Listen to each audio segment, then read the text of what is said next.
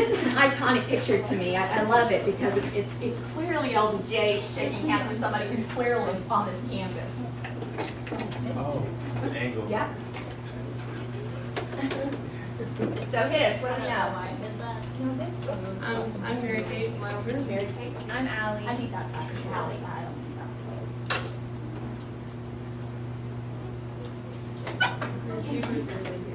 Yeah. You want to back out a little bit? I'm trying to figure out where I am. Oh, okay. Pop that thing up.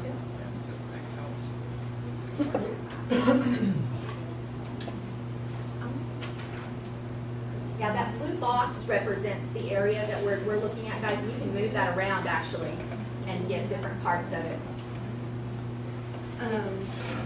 Well, like I was just discussing with her, it seems like this is actually genuinely a candid photo and not posed.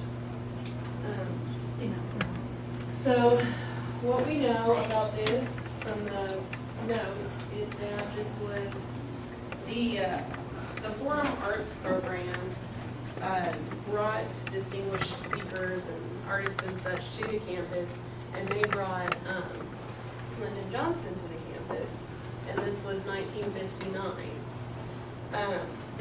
And here he is after making his speech. You can see the podium there.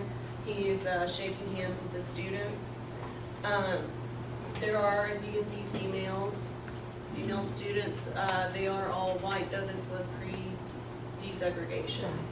And this was also very shortly before he became president. So one of my thoughts was he was probably trying to gain some support because this was 1959 and he was president in 1963. Yeah, and when was Kennedy elected? November of 60. 60. So this Vice is President. next year. So he's on the campaign trail for his presidential candidate there. So yeah, as VP, very good. And then a few years later, Dallas Hills. And then also about the campaign, we were wondering if all students could go listen to the speech or if it was just like a specific class, because it was for the Forum Arts program. So we're not sure about that. But they look pretty happy. I find this interesting and not to like, I don't know, but Converse is kind of out of the way.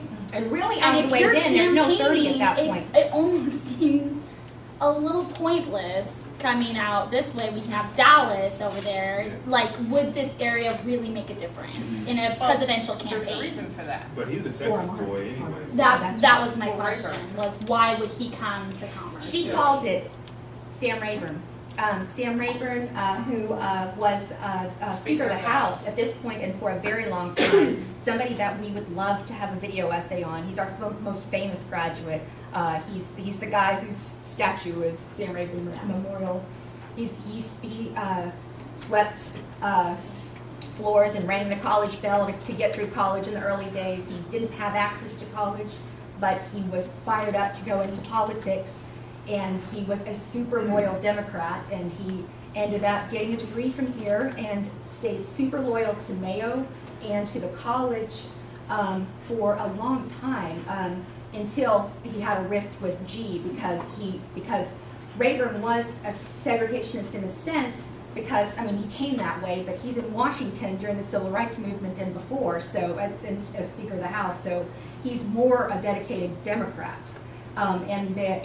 So anyway, G really broke it down. He didn't like that guy.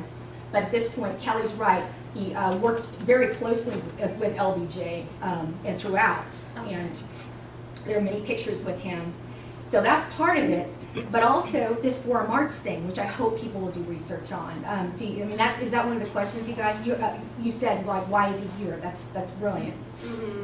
And also, what was his speech about? I thought it would be interesting if we could possibly find a manuscript or something. Exactly. An old, maybe the school newspaper, old school newspaper or something like that. Absolutely. 60s, well, no. Yeah, we had the ET. We had the Well, ET it's- when Mayo was here too. Right, yeah, and not everything will be covered, but I mean, there's not an audit. The first place on all of these guys, the first place you want to go for any of these questions is the secondary sources where the research has already been done. So for this, we have Professor Mayo's College And we also have maybe some people talking about it in the Memories of Old AT. A lot of people will go to the back of the book and find anything on LBJ or on this time, maybe Kennedy, certainly the Forum Arts program, which you will also read about in the Cedar Crossing book. The Forum Arts program had a significant impact on students in this program, in this class, in the 50s and 60s. So, anything else? Well done, guys. Thank you. Anybody else do the LBJ photo? I just want to say a couple more things about the Forum Arts, and this is another thing I would love it if you guys would do some research on.